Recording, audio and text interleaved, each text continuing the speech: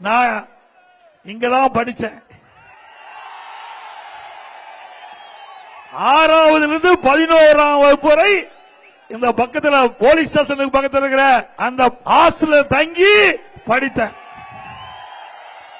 6 ஆண்டு காலம் இந்த மண்ணிலே தங்கி கல்வி கற்றவன் நான். அதனால உங்களோடு பேசுகின்ற வாய்ப்பை இறைவன் கொடுத்ததுக்கு நன்றி. நான் எத்தனையோ கூட்டத்துக்கு போயிருக்கிறேன். ஆனா கல்வி பயின்ற இந்த மண்ணில் இந்த பகுதி மக்களை பார்ப்பது மிகுந்த மகிழ்ச்சி. ஆக இந்த பகுதியில் எல்லாமே எனக்கு அத்துப்படி. பவானி சட்டமன்ற தொகுதி அனைத்து கிராமங்களும் எனக்கு தெரியும். அந்த அளவுக்கு இந்த பகுதி மக்களிடத்திலே நன்கு அறிமுகமானவன்.